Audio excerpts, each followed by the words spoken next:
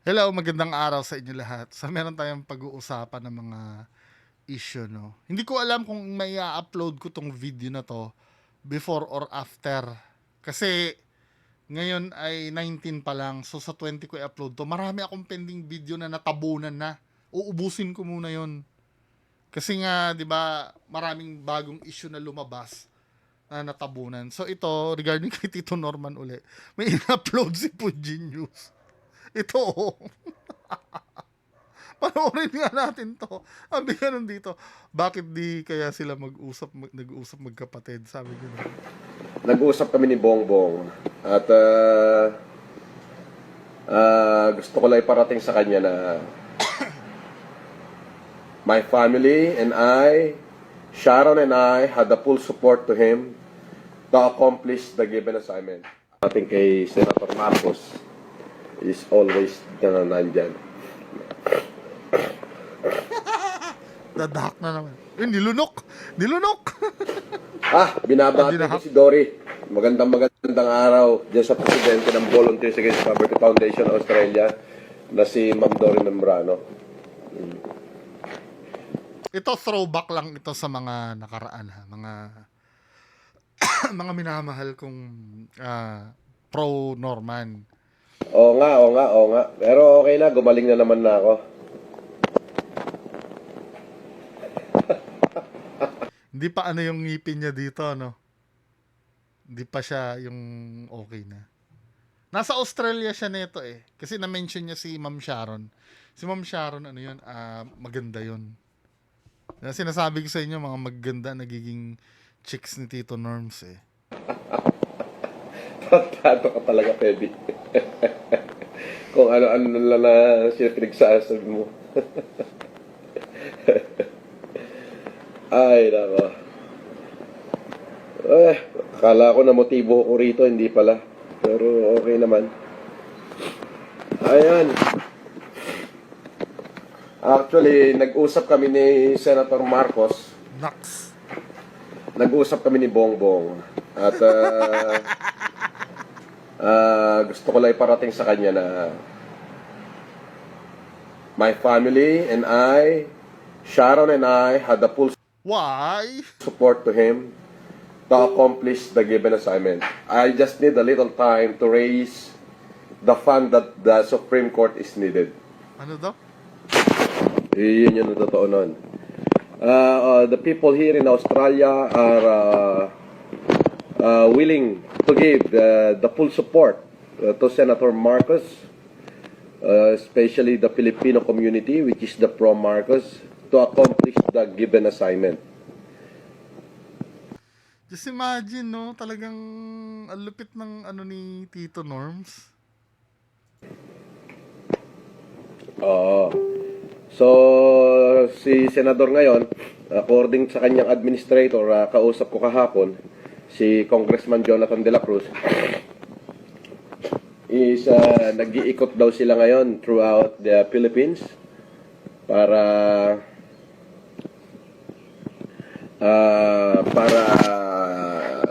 hindi ko alam, pero nag-iikot daw siya.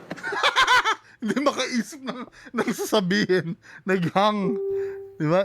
On the spot niya kasi mag-freestyle. Di ba? Dapat Tito Norms, sulatin mo muna yan bago ka mag-live. Para may may cue card ka kung ano yung ano nang sasabihin mo. Kasi kung on the spot mong iisipin yon, maghahang ka talaga. Hopefully gather enough supports from different individuals. At alam niyo po mga kaibigan, medyo iniipit tayo ng Korte Suprema. Dahil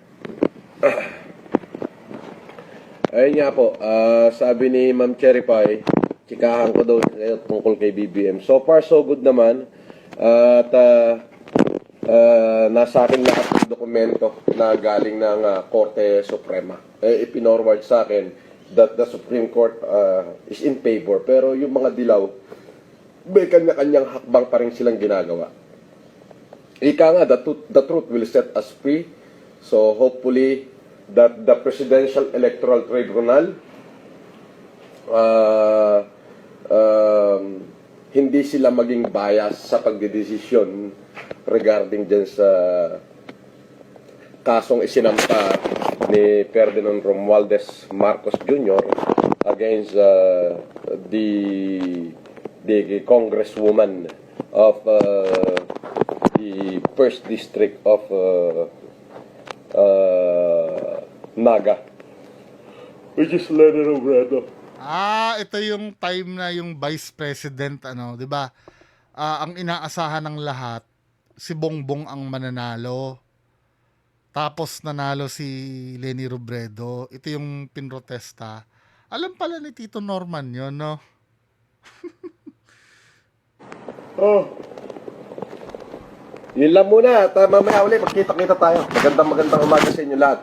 Gusto kong batiin yung aking mga tauhan dyan ngayon sa Pilipinas. Tauhan. Na sila Norman Ray Marcos, Jeric Putong, Alan Ortega, Bernardo Pascua. Ganun na rin si Charito Yamamoto. At gusto ko rin i-announce na yung mga tao ko may paninindigan niyang katulad ko. Ika nga it will take a million smart men, but they will never bring a one good man down. Yan na naman. Anyway, no, so dito sa conversation or dito sa vlog niya na to, talagang although hindi naman niya na-mention, no, na nakamag-anak siya ng Marcos. 'Di ba? Pero ini-imply niya dito na dikit talaga silang dalawa ni Tito Bongbong. Si Tito Norman tsaka si Tito Bongbong. Now, speaking dyan, si Pastor Jam kasi naghamon ng DNA test. Ito, panoorin natin to si Tito Jam. Tito Jam. Ko na lang, DNA na lang. Wala problema sa akin. I challenge Epal M or Norman Mangusin if I lied. Hingi naman ng background. Dito, pinost ko to, dito tayo lipat sa akin. Hingi ng background ni Puginius eh. Okay na sana eh. Kasi parang chine-challenge niya si FLM na na mag-DNA daw, DNA test. So ang sabi ko kasi dun sa sa post ko, mag-fundraising tayo, sabi ko ganun dito. Fundraising tayo sa DNA test. Basta kasama si Tatang Gilbert. Guys, call kayo. Marami naman pumabor.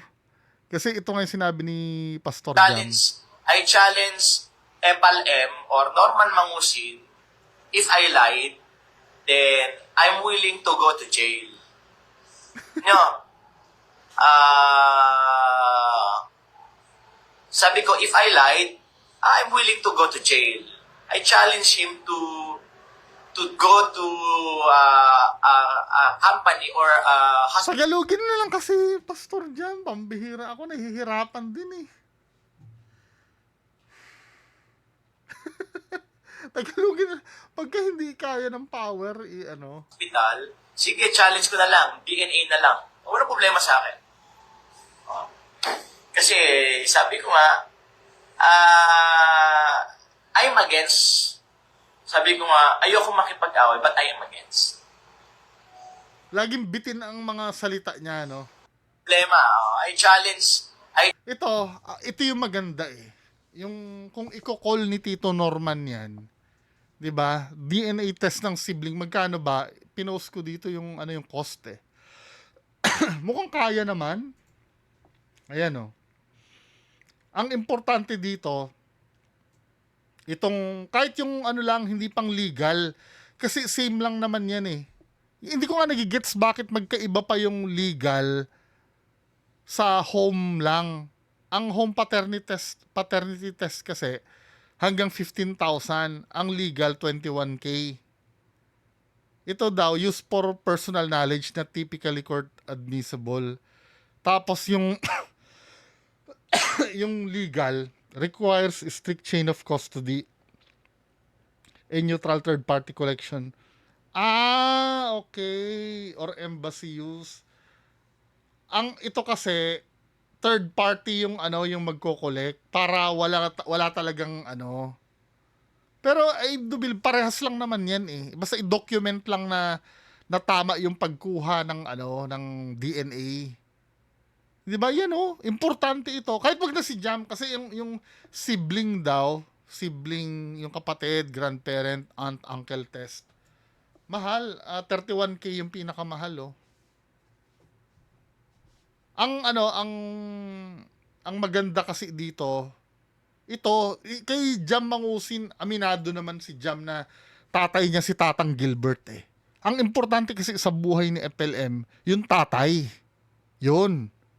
Kasi 'di ba ang maraming mga speculations ano ba talaga si FLM? Marcos daw, anak ni Pacifico, at bukang bibig niya naman talaga 'yun eh. Na anak siya ni Pacifico. Now, ganito kung lahat mag-aambagan, sisiw lang yung 15,000 eh.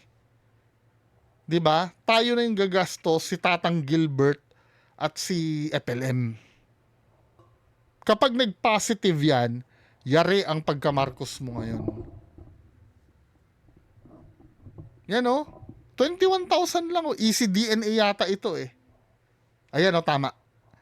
Nakalagay dito sa baba Ito yung kay Rapi Tulfo, 'di ba? Yung company ng Easy DNA PH.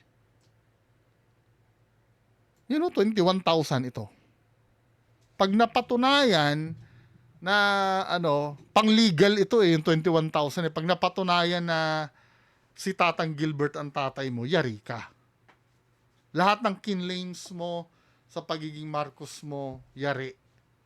Nako, yung mga supporter, lalo na si Tita Marbs, sasabihin, hindi na importante sa amin kasi ang importante, siya si FLM. Sinabi niyang siya, yun ang sabi ni Tita Marbs kahapon nung nagharap kami, ang importante, siya si FLM at diniklara niyang siya si FLM. Sabi kong gano'n, paano kung diniklara ko sa'yo, ako si Batman? Naniniwala ka, hindi daw siya naniniwala. Gano'n din naman. Di ba, men? Ito na yung magwawakas ng lahat eh. Now, kung hindi siya papayag dito, dyan sa legal paternity test na yan, wala na tayong magagawa doon. Ako, pwede kong sabihin, admission of guilt na yon. Guilty na siya. Kung hindi siya papayag dyan. Ako, magfa-fundraising ako dito, 21,000 parating nyo kay Tito Norman, kung gusto niya. 21K. Para matapos na ito. At kung totoo naman ito sa totoo lang, hindi naman offensive sa kanya ito eh. Kung akong tatanungin nyo, hindi offensive sa kanya to. Kung totoo naman yung sinasabi niya na anak siya ni Pacifico, kasi sa totoo lang, nabubulshitan ako sa haba-haba ng proceedings na ginawa Ang haba ng proseso. Ito lang naman ang sagot, 21,000. 21,000. Pero I do believe, I think na ikwento sa akin ni Jack Patty na open daw itong DNA na to eh. Na open daw ito, pero hindi ko alam kung anong kinalabasan nun.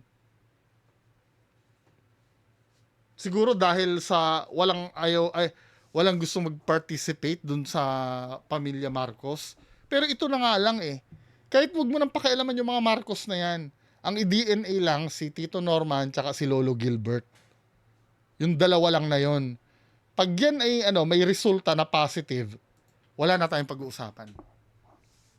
'Di ba? Ngayon, sumuporta pa rin kayo dyan. Yung mga supporter, hindi kayo pipigilan. Pag nalaman na namin ang totoo, ako mismo titigil na ako sa pagbablog sa kanya. Maliban na lang kung kulitin pa ako ng kulitin Pero titigil na ako dahil wala na tayong ibang pag-uusapan pa eh. Pag ito nag-positive kay Lolo Gilbert yung asawa ni Nanang Remy. Ibig sabihin yung mga kinuwento niya na anak ni Pacifico, wala yon. Wala na yon. 'Di ba? So, lipat tayo ulit kay Puginius.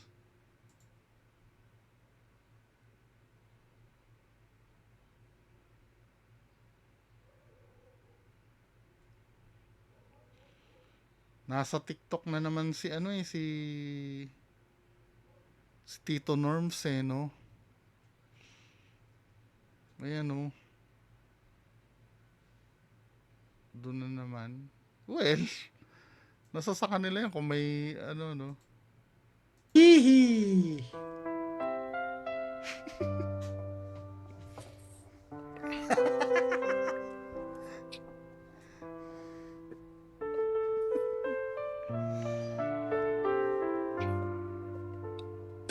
Nako, Dumi- eto.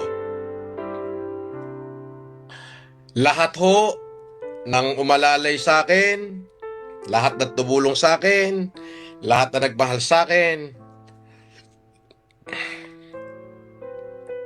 kapag nakuha ko ho yung jackpot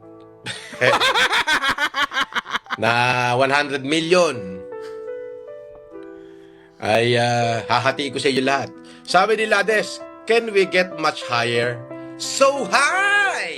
Ayan na. Ano yung jackpot ng 100 million sa casino? Higher na yan, ha? So high na yan. So high. Yun ang aasahan mo yung sa sugal. Hindi, pwede naman, ano? Pwede naman jumakpat ka dyan. Pero personally, no, opinion ko, ako lang ha, opinion ko lang naman to.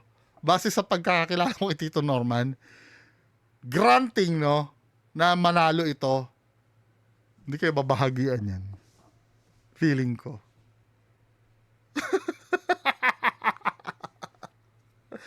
Itong testimonya na to, eh, sinasabi lang sa inyo, no, para wag kayong magsawa na suportahan siya. Pero yung sasabihin nyo, if ever man na jumakpat, ano ba yung tinutukoy niya? Casino ba yun? Or ano? Naniniwala. Kapera mo. Kumita mo.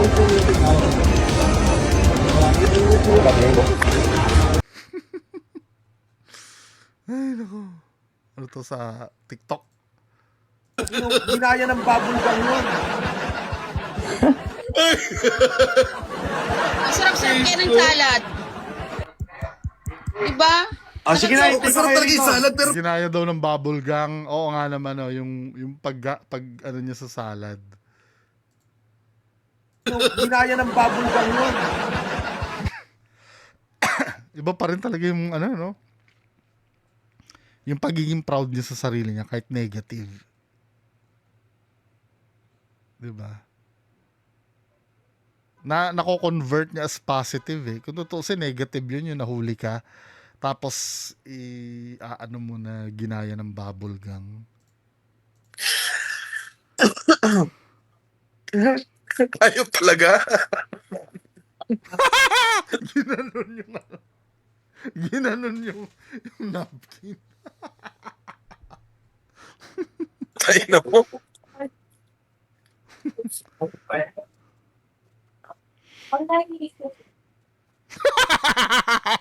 Silingan.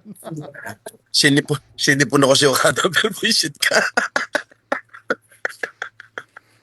Dagdag bawas ba? Napansin mo. Ayan, ano, bukas, or siguro kanina, as of this recording kasi bukas eh. Kanina or whenever, ano, kung kailan ko upload to, ito yung mangyari. 10:30 a.m. Quezon City. Ito yung mga sinampa kay Sir MG. Grave oral defamation, slander by deed at unjust vexation. Tapos yung Article 287, abangan daw. Ano, what do you mean abangan? Anyway, so abang-abang tayo mga kababayan ko. Magandang araw sa inyo lahat. Bye-bye.